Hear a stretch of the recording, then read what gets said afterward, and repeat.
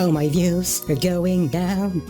Gotta be a YouTube clown. There's no choice but gobbling down that big fat algorithm poor spat. Kill me now and end my pain. Shilling till I pop a vein. I'm an algorithm floozy. Makes my moral sphincter oozy. Oh, kill me. Whoa, kill me.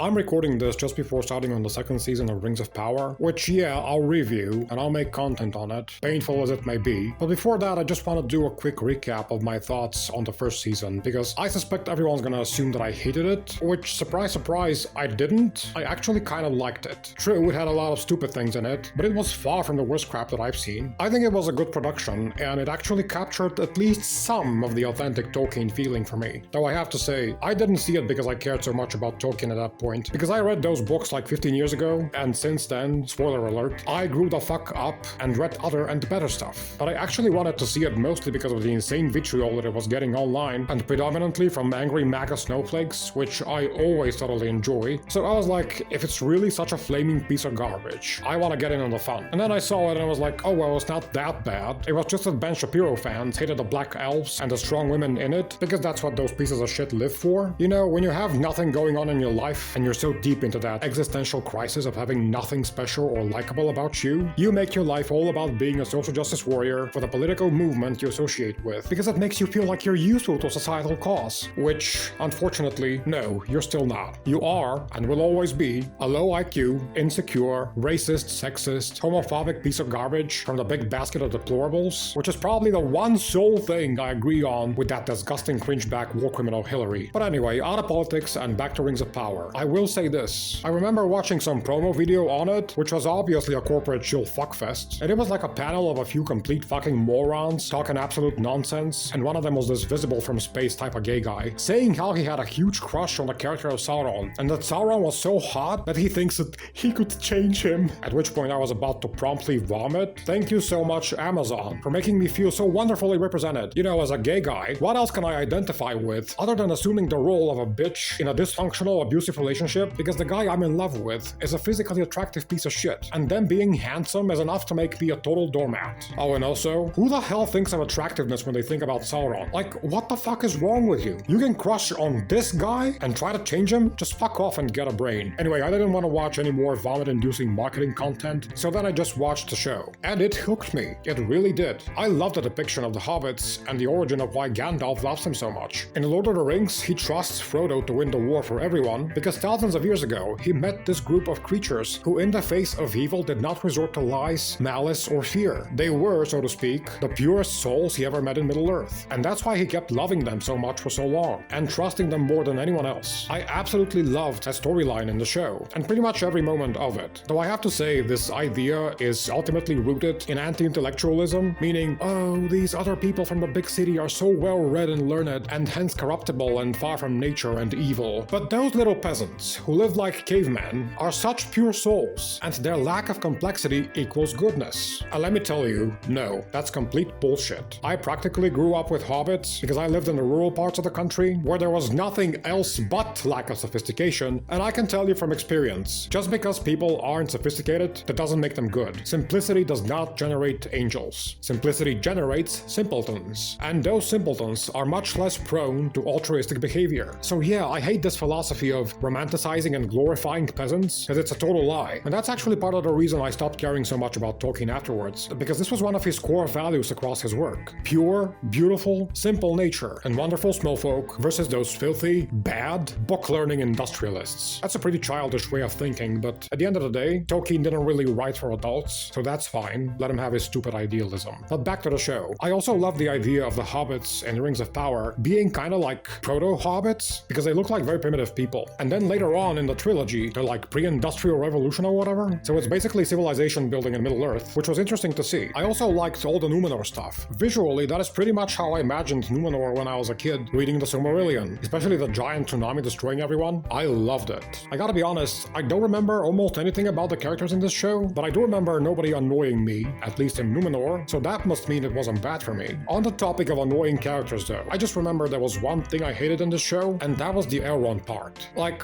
words cannot describe how much I didn't care about whatever the fuck he was doing. And by the way, whoever thought of that stupid haircut for him, I hate you. I will say this though, I loved the depiction of the dwarves, and given how intertwined Elrond's story was with theirs, I can forgive them about how dumb Elrond was. And there were probably some other things I liked in this show, but instead of trying to remember what those were, I want to get to my main point, which is, even with the things I liked in it, do I think that's good enough reason for the show to have been made in the first place? As in, even if it was fucking amazing, which it isn't to put it mildly, but even if it were, do I think it should even exist? And the answer is a plain fucking no. Why? Well, this might be the 10th time I'm complaining about this, but here it is again. I abhor prequels. First of all, because they're not made for art's sake, but for disgusting corporate profit, and Amazon should burn to the fucking ground. Second, because I never ever care to see a prequel to a series that I'm in love with. Prequels, I've realized, are actively harming my experience of the original piece, be it a book or a show or a film or whatever, because they visualize the inner architecture of the story, which ruins it. Part of the charm of a well-written book for me is that it gives you a story, but then it also gives that story an unwritten backbone that you know is there, but you can't read directly, which makes your brain do the imaginative work and fill in the blanks. And the awesome thing about this is that different people imagine things in a different, individual way. That is how art speaks to people, by not only showing them stuff directly, but also engaging and challenging them to build up some stuff on their own. And the end product is a deep intellectual relationship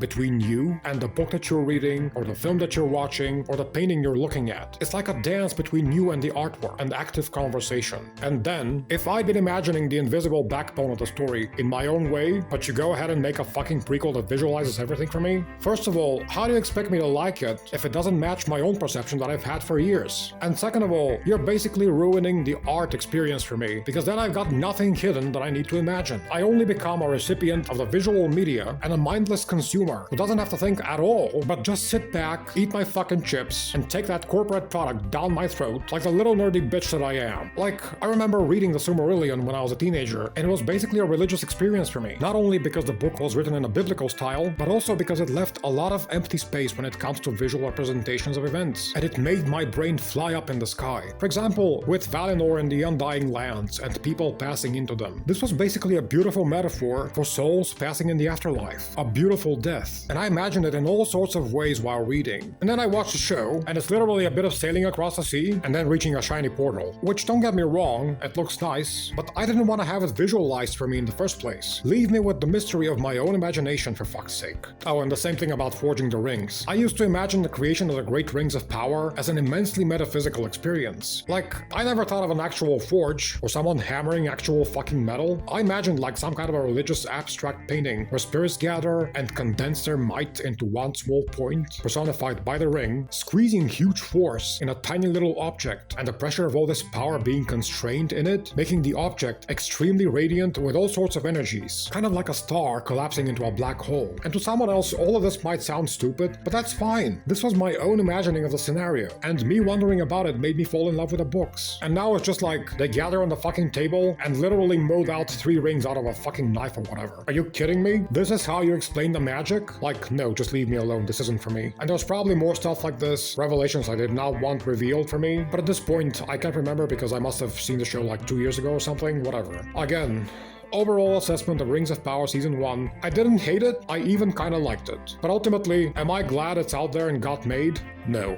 And with that in mind, I'm gonna go ahead and start watching the second season. Atheist though I am, keep me in your fucking prayers.